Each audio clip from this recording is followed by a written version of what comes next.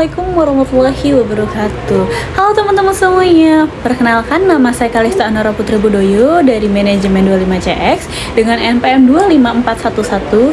254110558. Yang terhormat sebelumnya Bapak Muhammad Asgaf Asnan Siregar selaku dosen pengampu pendidikan agama Islam. Di sini saya akan presentasikan tentang materi ekonomi Islam. Nah, di sini saya akan menjelaskan tentang ekonomi Islam. Kita masuk ke pengertiannya. Ekonomi Islam adalah suatu cabang ilmu pengetahuan yang berupaya untuk memandang, menganalisis, dan akhirnya menyelesaikan permasalahan ekonomi dengan cara-cara Islam. Cara-cara yang didasarkan atas ajaran Islam, yaitu berlandasan Al-Quran dan Sunnahnya Nabi. Ekonomi Islam adalah berdasarkan definisi ekonomi Islam adalah ilmu sosial yang mempelajari masalah ekonomi masyarakat yang diilhami oleh nilai-nilai Islam. Ekonomi Islam adalah suatu upaya yang sistematis untuk memahami masalah ekonomi dan perilaku masyarakat dalam perspektif Islam. Ekonomi Islam adalah tanggapan para pemikir Muslim atas berbagai tanggapan ekonomi. Dalam hal ini berdasarkan pada Quran dan Sunnah di samping alasan dan pengalaman.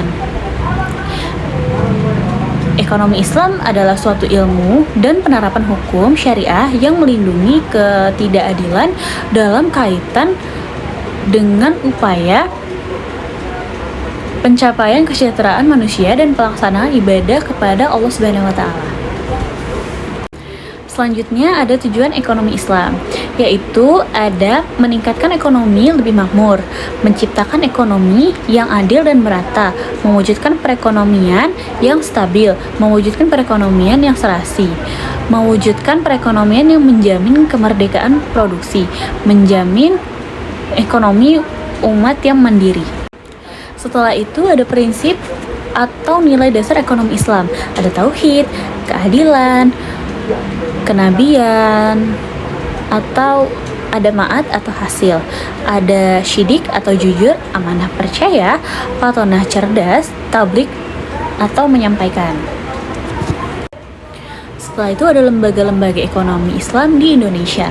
Ada Bank Umum Syariah, Asuransi Syariah, Lembaga Gadai, Baitul Mal Wat Tamil, terus ada Pasar Modal Syariah.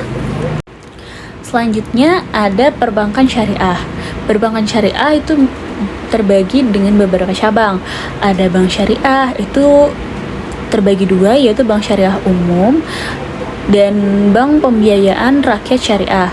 Terus ada Bank Umum Konvensional, itu dibagi menjadi dua, yaitu unit usaha syariah dan sistem konvensional. Selanjutnya ada pengertian bank syariah, bank yang melaksanakan kegiatan usaha secara konvensional atau berdasarkan prinsip usaha syariah yang dalam kegiatannya memberikan jasa dalam lalu lintas pembayaran. Selanjutnya ada prinsip syariah, pasal 1 butir 13 Undang-Undang Nomor 10 Tahun 1998. Prinsip syariah adalah aturan perjanjian berdasarkan hukum Islam antara bank dan pihak lainnya untuk menyimpan dana dan pembiayaan kegiatan usaha atau kegiatan lainnya yang dinyatakan sesuai dengan syariah. Ada 5 prinsip bank syariah. 1. Prinsip bagi hasil. Kedua, prinsip penyertaan modal. Ketiga, prinsip jual beli barang dengan memperoleh keuntungan. Keempat, pembiayaan barang modal berdasarkan prinsip sewa murni tanpa pilihan.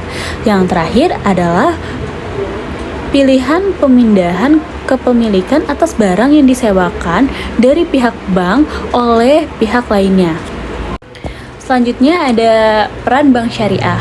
Bank Syariah turut berperan dalam menunjang pembangunan ekonomi bangsa Indonesia, terutama melalui upaya peningkatan peranan pengusaha muslim dalam ekonomi nasional dan bertindak sebagai katalisator sebagai pengembang lembaga-lembaga keuangan syariah di Indonesia. Selanjutnya ada fungsi bank syariah, yaitu ada manajer investasi, bahwa bank syariah tersebut merupakan manajer investasi dari pemilik dana yang dihimpun karena besar kecilnya pendapatan yang diterima oleh pemilik dana yang dihimpun sangat tergantung pada keahlian, kehati-hatian, dan personalisme dari bank syariah. Terus ada jasa keuangan. Bank-bank Islam juga menawarkan Selanjutnya ada fungsi bank syariah, ada manajer investasi, jasa keuangan, investor, dan fungsional.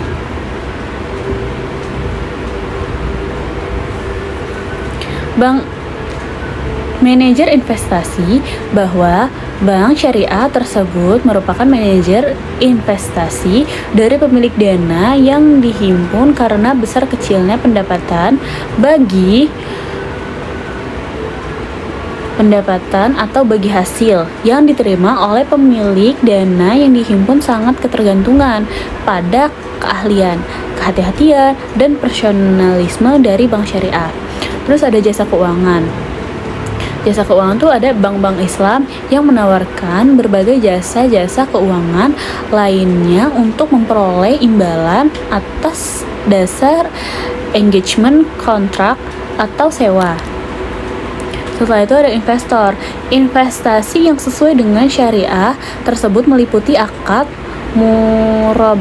murabahah sewa-sewanya, terus musyawarah, akad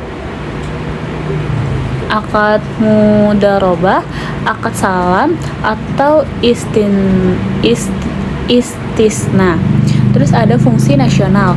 Konsep perbankan Islam mengharuskan bank-bank Islam memberikan pelayanan sosial, apakah melalui dana atau zakat dan dana sumbangan sesuai dengan prinsip Islam. Selanjutnya ada kajian terhadap asuransi. Ada 3 di sini.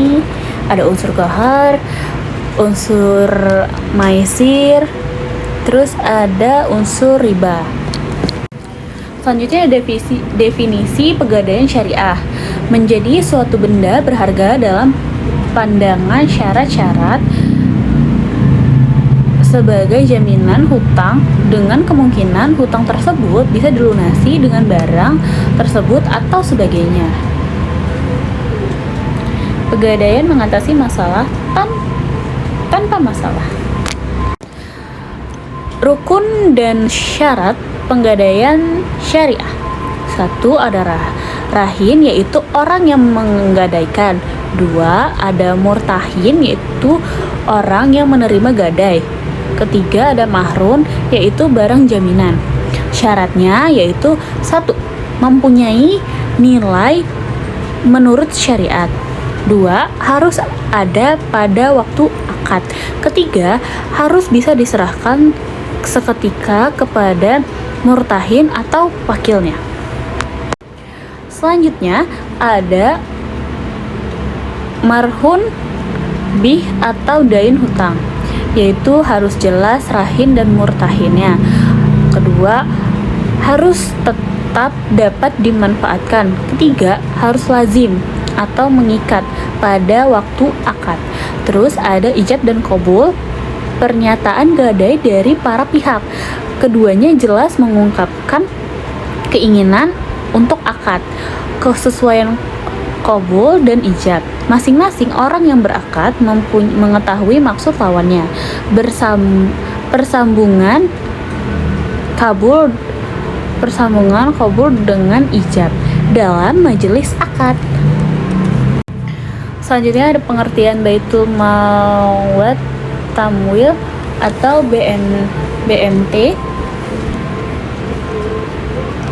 Menurut Hasan dan Hasan Ali, BMT adalah lembaga keuangan mikro yang dioperasikan dengan prinsip bagi hasil atau syariah, menumbuh kembang bisnis usaha mikro dan kecil dalam rangka mengangkat derajat dan martabat serta membela kepentingan kaum kafir miskin, ditumbuhkan atas dasar prakasa dan model awal tokoh-tokoh masyarakat setempat dengan berlandaskan pada sistem ekonomi yang salam, yaitu keselamatan atau beritikat keadilan, kedamaian, dan kesejahteraan. Selanjutnya ada menurut Heri Sudarsono, BMT yaitu lembaga yang mengarah pada usaha-usaha pengumpulan dan penyaluran dana yang non-profit seperti halnya zakat, infak, dan sodaqoh. Nah, ada fungsi BMT yaitu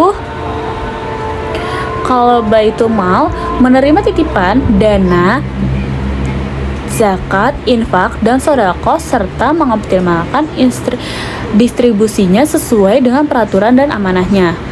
Setelah itu kalau Baitul Tamwil yaitu rumah atau pengembangan melakukan kegiatan pengembangan usaha-usaha produktif dan investasi dalam meningkatkan kualitas ekonomi pengusaha mikro dan kecil, terutama dengan mendorong kegiatan menabung dan menunjang pembiayaan kegiatan ekonominya. Nah, setelah itu ada hukum dasar BMT.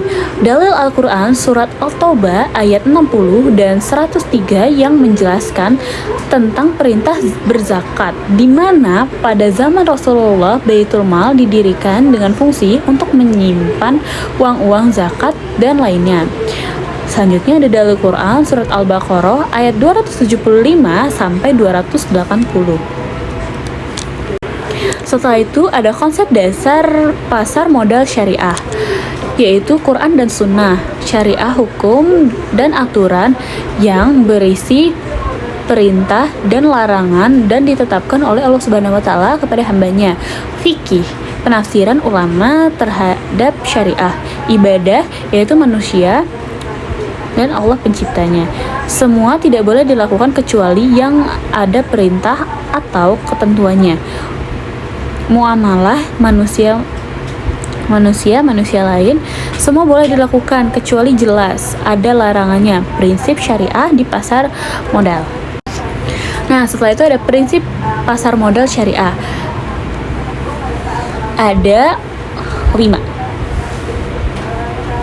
1. Pembiayaan dan investasi pada aset atau kegiatan usaha yang halal, spesifik, dan bermanfaat, dan dilakukan dengan bagi hasil. Kedua, uang adalah alat bantu pertukaran nilai. Pemilik harta menerima bagi hasil dari manfaat yang timbul dari kegiatan usaha, maka pembiayaan investasi harus pada mata uang yang sama dengan pembukuan kegiatan usaha. Dan yang ketiga, itu ada akad yang terjadi antara pemilik harta atau investor dengan pemilik usaha atau emitted. Dan tindakan maupun informasi yang diberikan pemilik usaha serta mekanisme pasar tidak boleh menimbulkan keraguan yang menyebabkan kerugian. Setelah itu yang keempat ada investor dan emitted tidak boleh mengambil resiko melebihi kemampuan yang dapat menimbulkan kerugian yang sebenarnya dapat dihindari.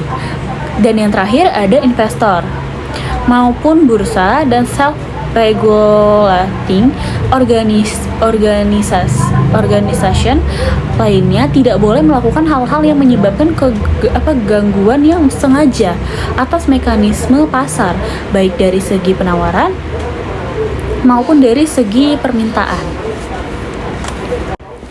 Nah, itu aja presentasi dari saya. Saya akhiri. Wassalamualaikum warahmatullahi wabarakatuh.